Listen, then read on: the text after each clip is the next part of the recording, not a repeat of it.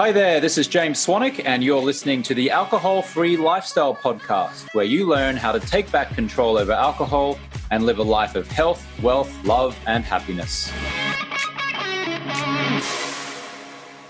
I am James Swanwick, and today we are talking to a lovely woman by the name of Chanelle Bevilacqua from Frisco, just outside of Dallas, Texas, who has been pretty much 4 months alcohol-free, and then she went back to having a drink or four.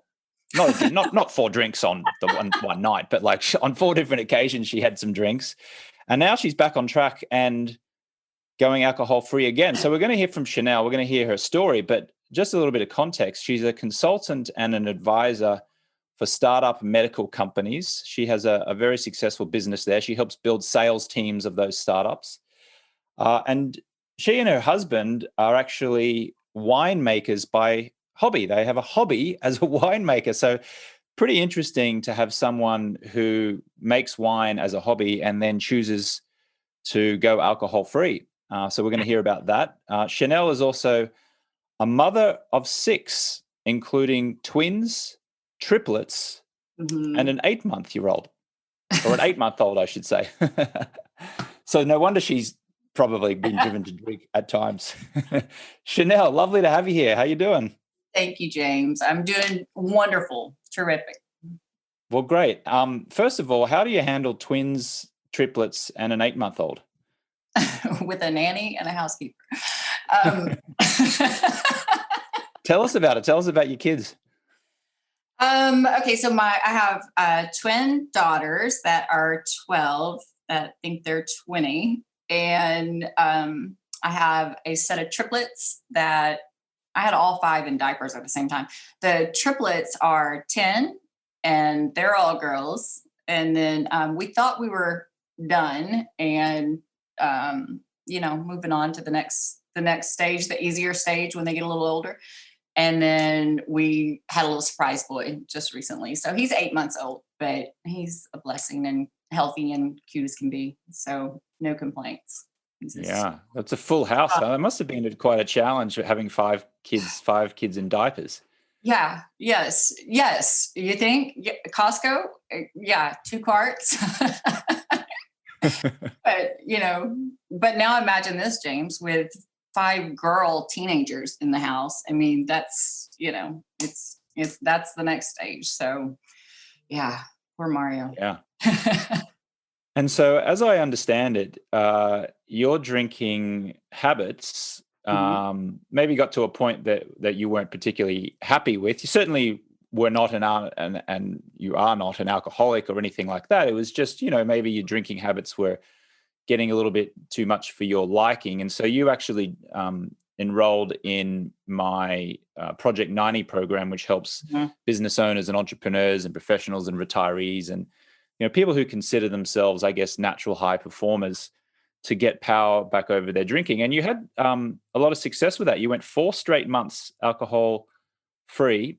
And then you shared with me before we recorded here that you had a glass of wine on December 23rd, 2020, December 24th, Christmas Day. And then on Christmas Day, you said you experienced some anxiety. And then on New Year's Day, you had a glass of wine. And then since then you've gone, nah, that's it. I'm going another 90 days from here. So that's the context of the discussion that we're going to have here today. So just tell us a little bit about you and your life in Dallas and what was going on with your drinking habits, over a number of years leading up to the point where you went, you know what, I'm going to try and get this under control.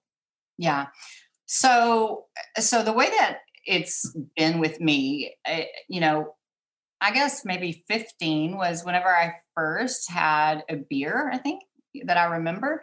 And I bartended and stuff all the way through college and always had fun with all that. But you did the normal college things, right? And then when I got married at 27, and I mean, truly, it's not, yes, we go out, we go, have the weekend fun, dinners, all that stuff. And it's normal, just normal drinking. It's nothing like major. I've never had a DWI or, we're not having marital problems because of all that. But My thing is when you're drinking every single day, right? If you ever catch yourself having, I don't care if it's one glass of wine, let's say you're cooking dinner and you open a glass of wine, or you've been working all day and it's 3 o'clock and you're like, "Ugh, I'm ready for a glass of wine," right? That is too much for me. Like if you're doing it every single day, it's not a good habit physically for your body. And I think just it's not good for the kids to see that every single day. And whenever, let's say it's a Saturday afternoon, Saturday lunch or something, we go out to a restaurant. I don't want to always have to, and this was the way I was getting, that you feel like you have to order a glass of wine to even relax, you know? And so I don't want my girls, especially the girls, to think that they can't have fun without having a glass of wine, or, you know, that we can't have any kind of social event without always having alcohol. And so my reason, and this is actually kind of funny, James, because when you and I talked last time and you saw 3 different emails, I mean, I watch your stuff for a while. I mean, several years, right? Probably, I think that's been over a period of time, because I all the time I have checked myself to make sure that it's not that you can stop, right? It's just a matter of making yourself be okay, this I'm doing it today and we're starting today.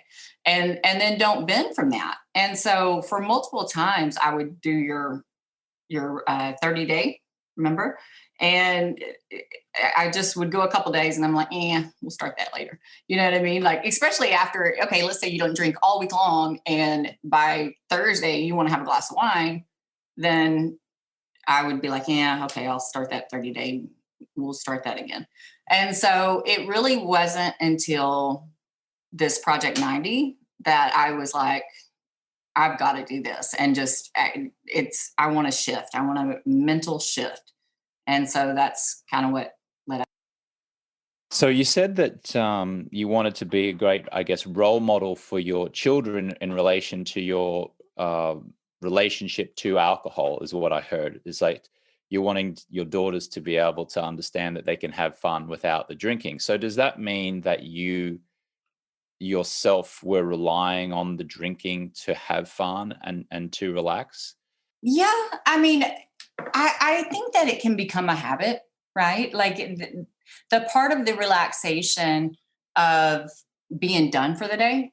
All right. Like, especially too, that was the other thing with COVID, and this is a good thing, but with COVID, we're in the house now, or the majority, we're not out in offices anymore. Like, I mean, I do calls with different offices all day long, but it's like this, face to face, or I mean, Zoom. And so when you're done, it's like, I'm finished. I'm going to go in the kitchen, get a glass of wine. So it wasn't, I think it just became a habit of that's when you're relaxed. That's when you're not working. And especially with me, I'm a workaholic. I mean, it doesn't seem like I'm ever not working because I enjoy it, and I don't mind answering a phone call here or there, text message back and forth. It's so that is like, I think just the way that wine is relaxing. It's chill, we just sit down, have a glass of wine or whatever. And yeah, it's, I guess how it was depending on it a lot.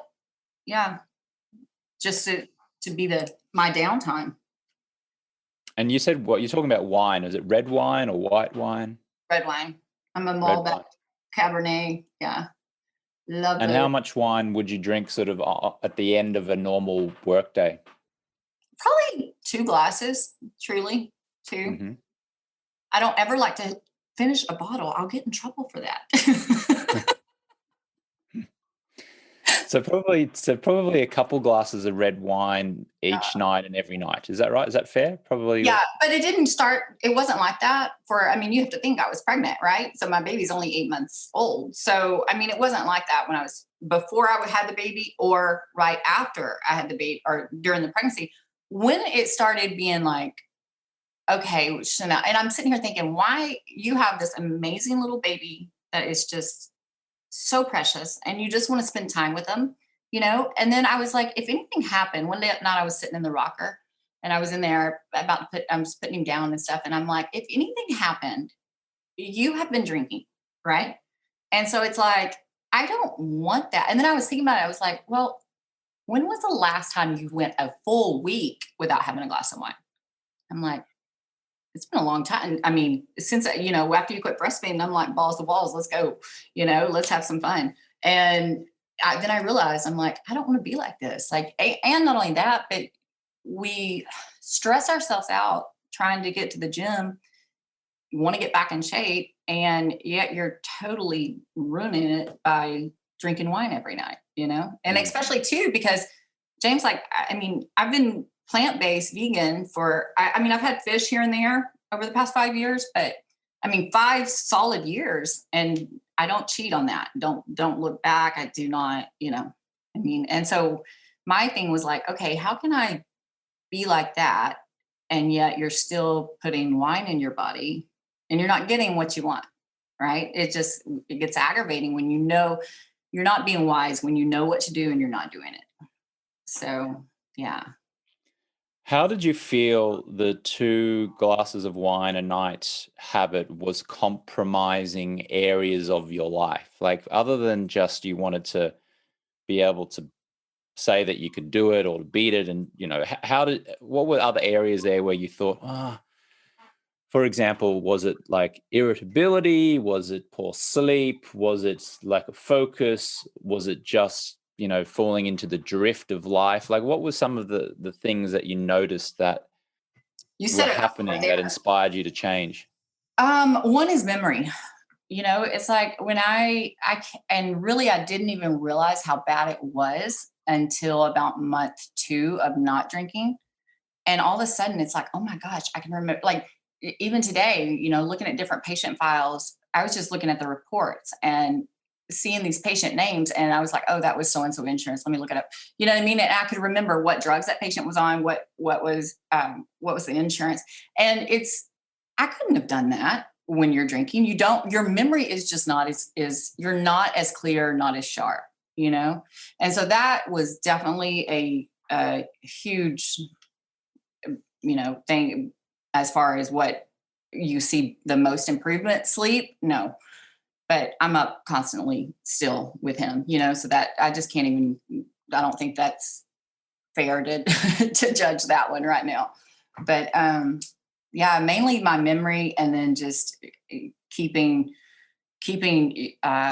trim, because I don't remember who in our group I was telling this, but I'm like, before this Project 90 started, I took a bikini shot from the back, right?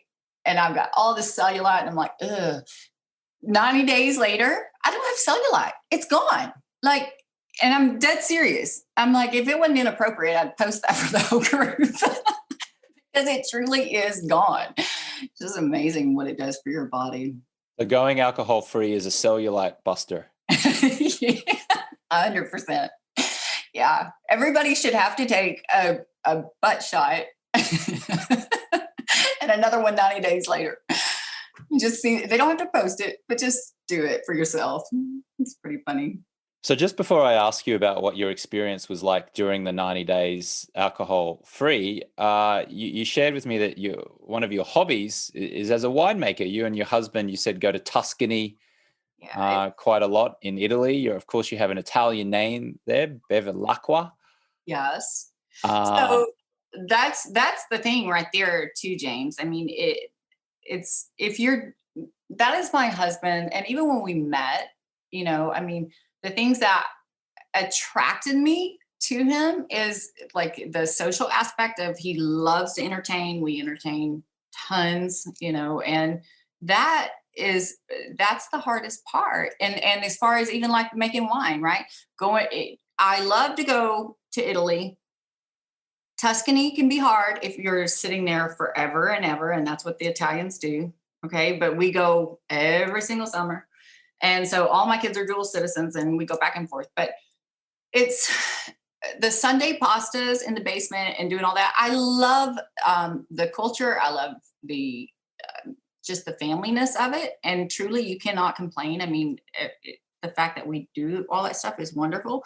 But it is hard to say, okay, I'm not going to drink, because you lose the identity of what you're like after a time period.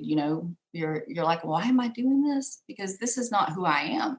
You know what I'm saying? And so that was the hardest thing to overcome. But as far as the challenge of, if I go downstairs and go to, so we have a wine cellar and then we've got the wine cave. And literally that's like where they make it. They've got all the, barrels and all that. And it's fun. And I mean, and that is what I've always known as far as what we do together. So that's a little bit of a challenge, but.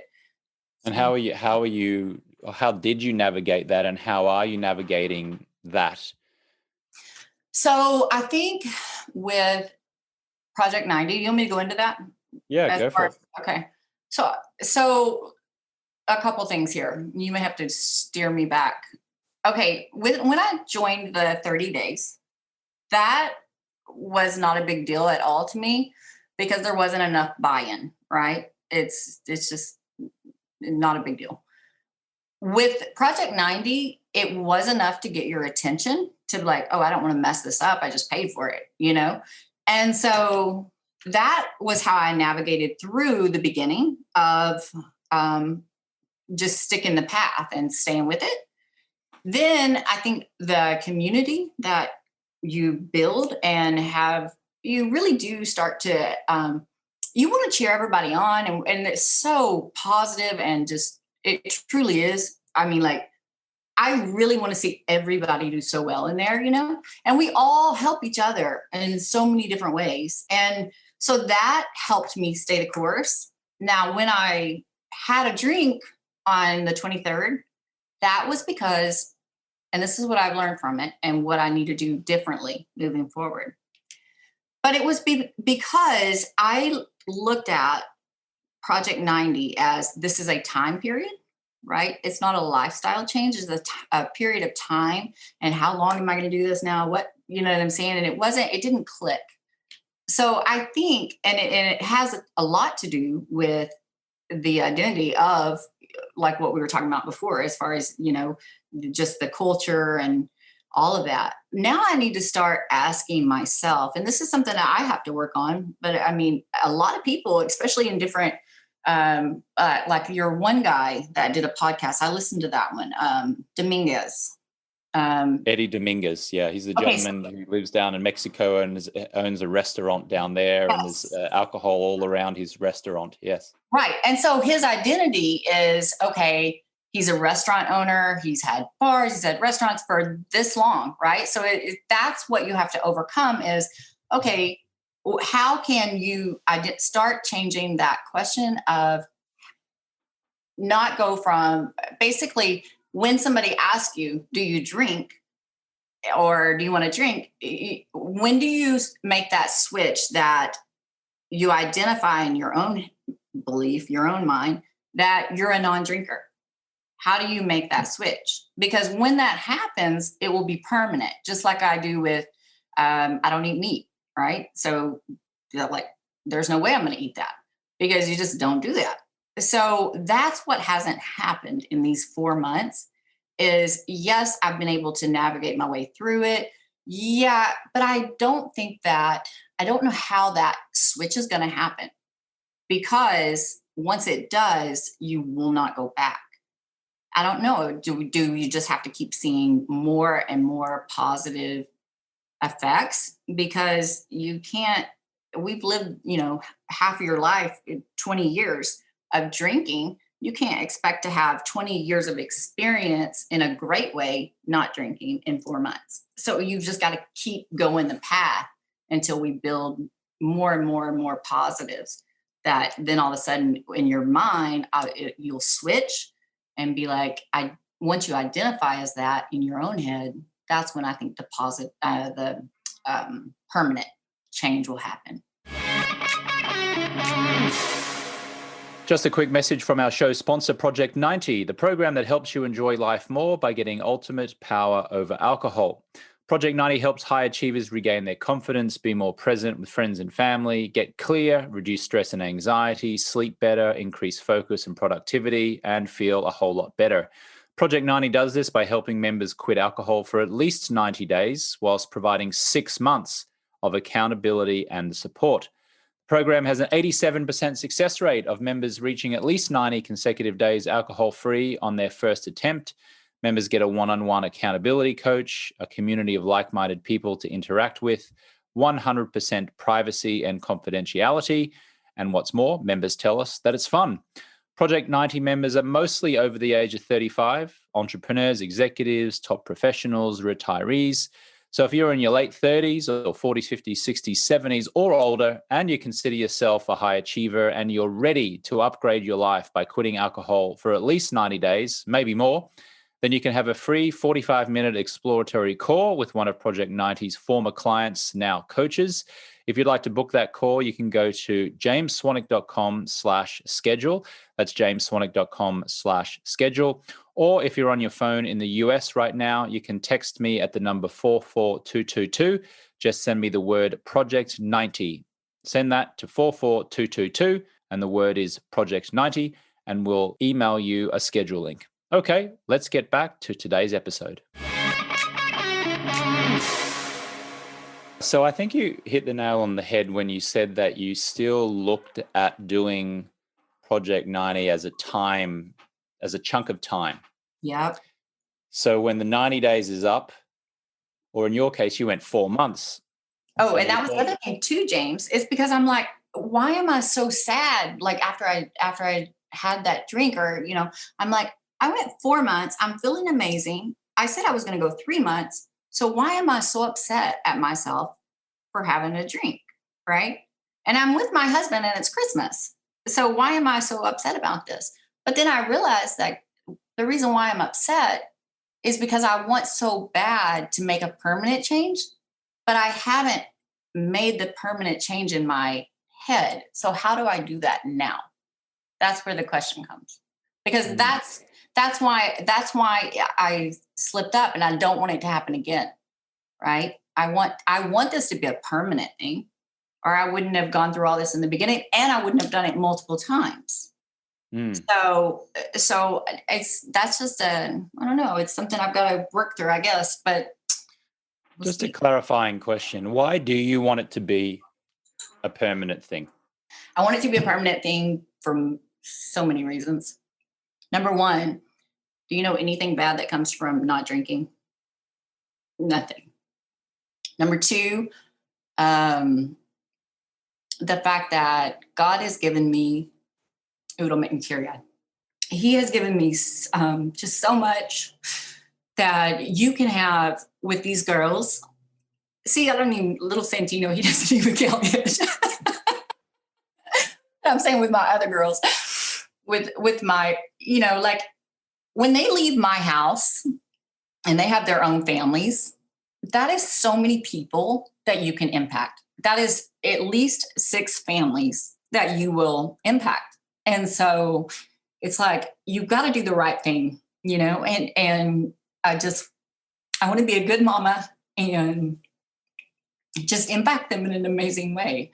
The other reason is truly everyone that I deep down respect are people who have their crap together, both physically, mentally, with work, everything. They don't drink, and if you look at, like, I'm one of these, probably 2 or 3 years ago, I was Googling celebrities that don't drink, thinking of people who run like different large companies who don't drink, the things that I admire in other people is that it's not like you set out to say, oh, I want to admire not drinking. No, it's self-discipline in all areas, and so controlling yourself is the hardest thing to do as far and discipline yourself, because especially when you do have your crap together, right? There is no reason, no one's forcing you to do this. And so it's a matter of how do you change your mindset to become the best person you can be. And so that's where I'm at. Beautiful. Well, thank you for sharing that with me and with us. I want to offer you a little bit of, I don't know if coaching is the right word, but maybe just a little bit of perspective on this, because you did say the word control, the phrases controlling and disciplining. Mhm. And what I'm going to offer you is, or invite you to consider, is that you don't need to discipline yourself not to drink. You don't need to control yourself not to drink. I want to invite you to just choose to live a certain lifestyle. And choosing that lifestyle is choosing alcohol-free drinks. It's choosing good food. It's choosing great relationships. It's choosing exercise. It's choosing good nutrition. It's choosing connection with your family. It's choosing friendships. Choosing, choosing, choosing, choosing, choosing.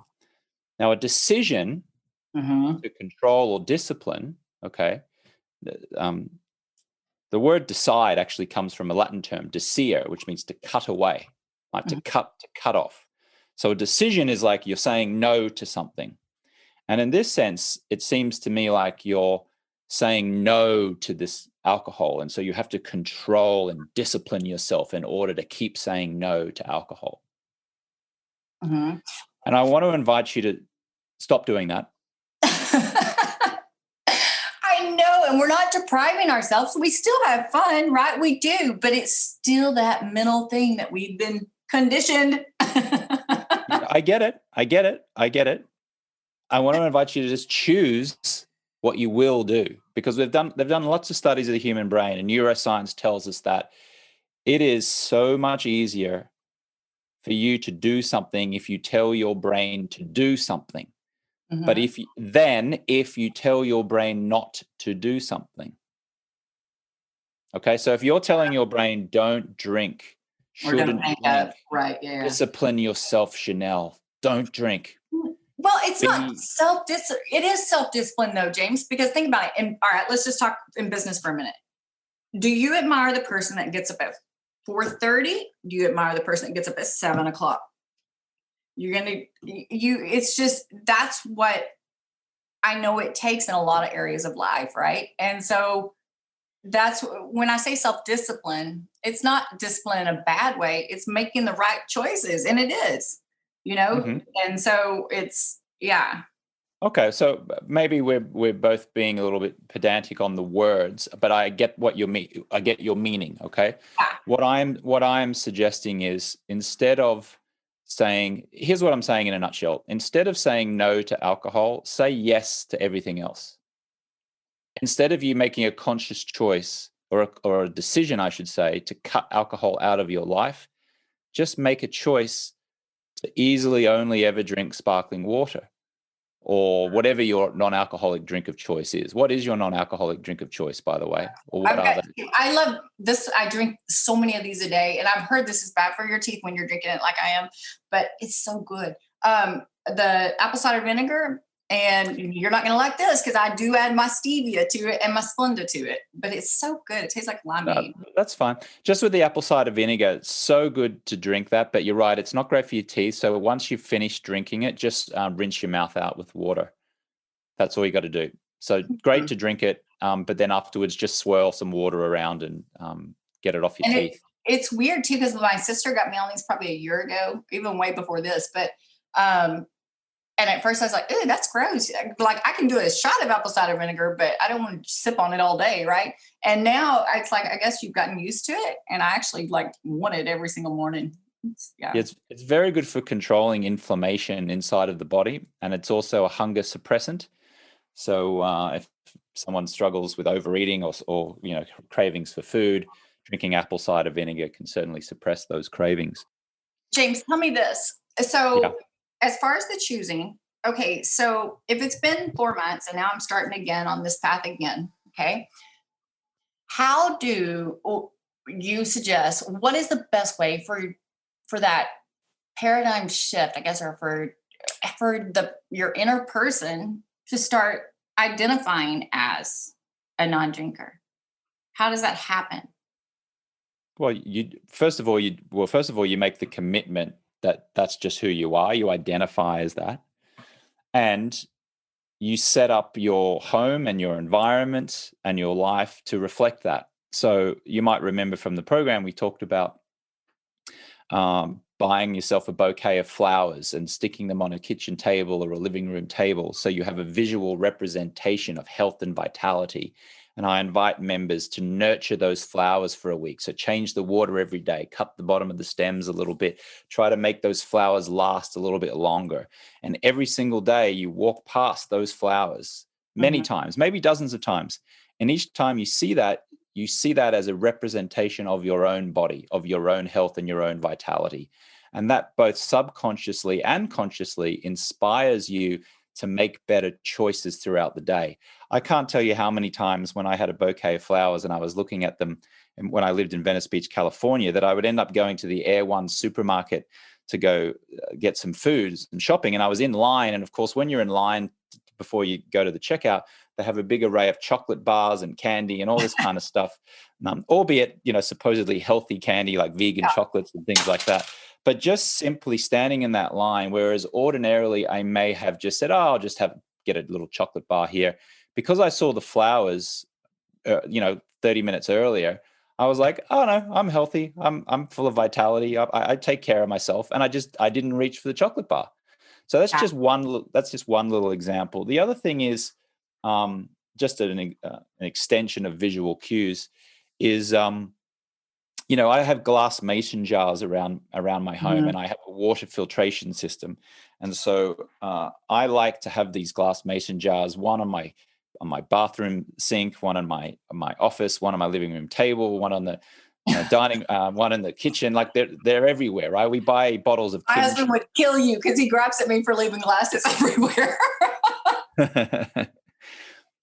I buy kimchi from the local organic farmers market, and they're in glass jars. And then when we finish the kimchi, or sauerkraut, I guess is another way of saying it, we rinse them out and we use them as drinking glasses. So again, I'm seeing that each day, and it just reminds me: drink lots of water, drink lots of water, drink lots of water. Now, you used the word discipline before, and that's fine as long as it's you're looking at it in a positive state as opposed to a discipline of saying no to something. Right.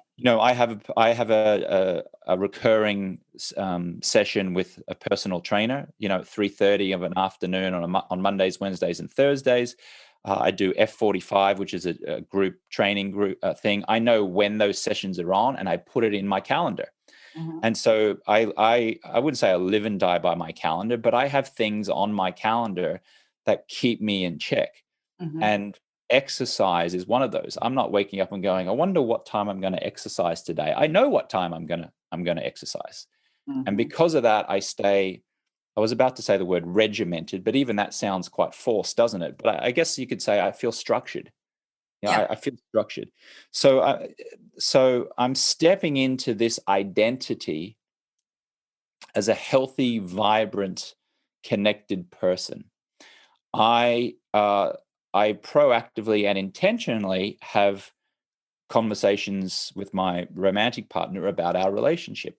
I'm not just waiting for things to come up. Like I proactively have those conversations, and I schedule it. And I schedule it with her to talk about that. We have a date night. We go for walks. We do certain things. We know when we're going grocery shopping. I used to not particularly enjoy going grocery shopping, and she used to go. But then I realized it was a great way to connect. And plus, I love walking around a farmer's market, an organic farmer's market, because it gives me a real sense of community and connection. Because everyone's smiling and happy, and it's kind of like neighbors.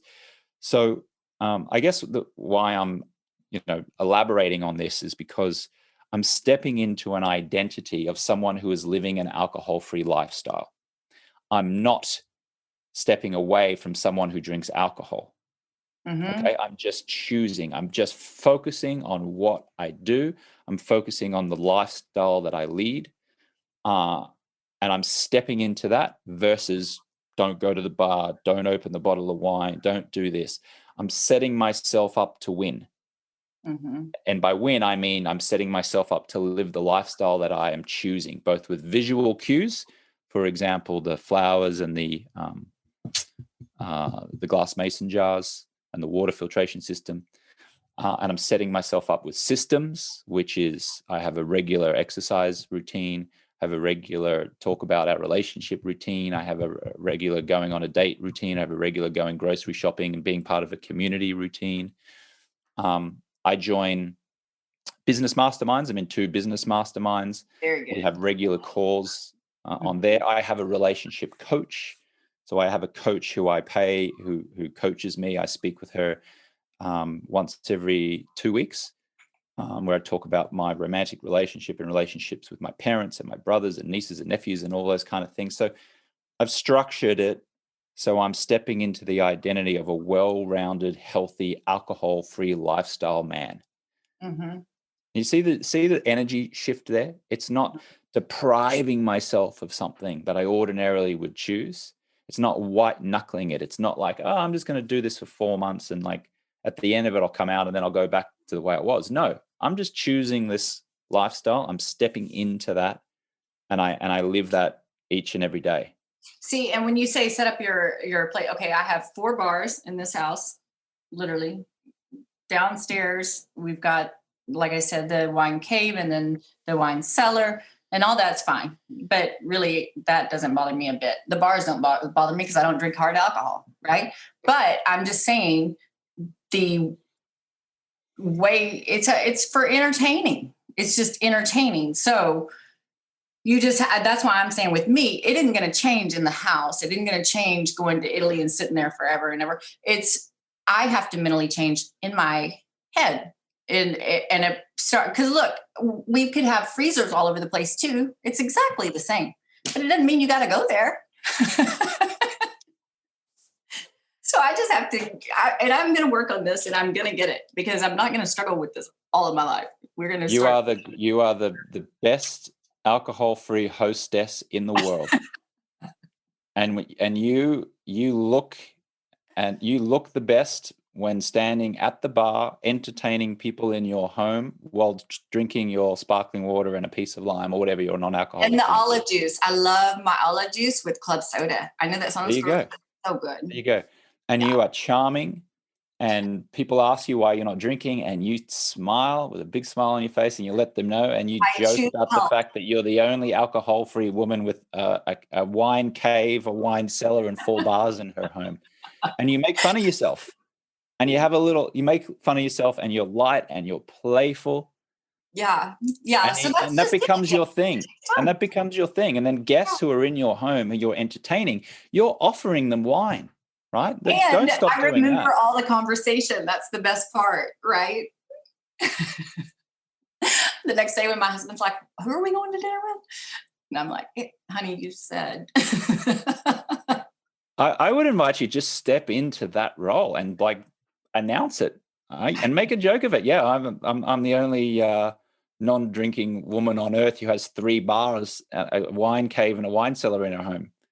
And you laugh and you giggle, and then when people ask you about it, you just share authentically, not from oh yeah, I really want to, I just want to be a great role model for my kids or anything. No, you just say, oh, you know what? I tried it. I tried drinking. I tried not drinking. I prefer not drinking, actually. I just feel I'm better. Feel good. And actually, I got to tell you, it's a cellulite buster. Man, Let me tell you, I had some cellulite and then I got rid of it. Plus, I'm more present. I'm getting more work done and I just feel good. But like, it's all good. Go to town. Like, what would you like? I'll get you a wine. Would you like a wine? Wine's great, isn't it? I remember we went to Tuscany. It was beautiful. It's incredible. We've still got a massive cellar in the house. I haven't touched it in 2 years, but it's there. See what I mean? See how the energy is very playful and light. It's not this dark and heavy thing. It's you just being you, fun, and choosing to be fun, even with this attractively packaged poison, which is how I refer to alcohol, all around you. No, even with an attractively packaged poison production line in your home, even like making wine, you can still be fun and playful about it. And we have that a lot. I mean, truly. And that's, even when I emailed you that day, I was like, it's amazing, because if you go through your phone, and anyone who does it for a little while, it's so much fun when you go through your phone and see all the good times you had during, let's say you join Project 90. From the very beginning, look at all the way through. There are so many times that are fun without alcohol. So, and just all good. So what do you feel like you're going to do from here? Like how have you? Well, first off, now that I've gotten to the base of why it happened, right, and why why I've continued with the struggle of, like, it did get easier, but okay, yeah, you slipped off. Okay, get right back on, right? And then continue to have good experiences and still do the things we're doing. But, to me, it's like the more good times and the longer amount of time that the easier it will become. So that's, so basically it's just get back on. And then the other thing is stay connected with Project 90 and, the group. I think that it does. I love to see people who are productive and happy and, energetic, and just the things that everybody's doing it just makes you want to stay the course, especially just seeing all the good things that happen when people make these decisions to change things, and start living healthy. Make choices, not decisions. Yeah, choices. Play around with that. Even though it's just a change in a word, like just play around with the energy of that, like choice, forward moving, decision, cutting something away. Yeah. I'd love for you to just play around with that, because I think that it's only a subtle change in the word, or in the letters, in the language, but it's a big energetic shift. Mm-hmm. I would agree. Focus on what you will do. Focus on who you are. Focus on your way of being, as opposed to cutting away a previous way of being. Mm-hmm. All right. Project thank you so much for sharing your story with us, Chanelle. No problem. I mean, I feel like I learned so many good things continuously.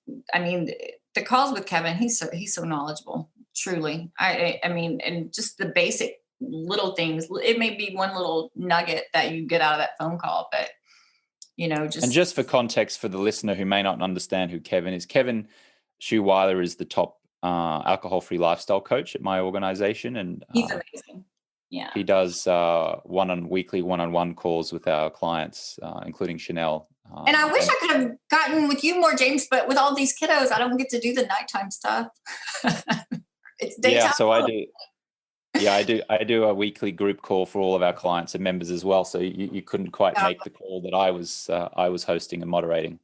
Yeah, but no, it's good. One more quick thing, and then I promise I'll be quiet. When you are in the Project 92, one thing that I saw multiple times is people who leave and come back, right? And it's like, the one thing that I gathered from that is, if you have a knowing inside of you that this is what you need to do or want to do or choose to do, okay, you just have to do it, because everybody that would leave and realize it's not all that, we know what to do. And just having the good community support of everyone, it feels so positive and makes you want to do the right thing, get better, have fun. So, yeah. But thank you, James. You're welcome, Chanelle, and thank you for sharing a glimpse of your life with us on this episode of the podcast. Chanelle Bevilacqua from Frisco, just outside of Dallas, Texas. Thank you so much, and we'll talk to you next time. All right, bye-bye. Thanks for listening to the Alcohol-Free Lifestyle Podcast. I want to load you up with some free stuff right now. So if you want to go to jamesswanwick.com/guide, I will send you my Quit Alcohol Guide, which has helped six-figure entrepreneurs and top professionals reduce or quit drinking. You can also text the word QUIT GUIDE to the number 44222 if you're in the US, of course. It doesn't really work anywhere outside of the US. But if you're in the US on your mobile phone and you'd like that guide, text the word QUIT GUIDE to the number 44222, or you can go to jamesswanwick.com/guide. If you'd like to schedule a free 15-minute call with one of my top coaches, just an exploratory call to see if or how we can help you, then you can go to jamesswanwick.com/schedule, or you can text the word Project 90 to the number 44222 if you're listening in the US on a mobile phone. That's jamesswanwick.com/schedule, or you can text the word Project 90, that's one word, Project 90, to the number 44222.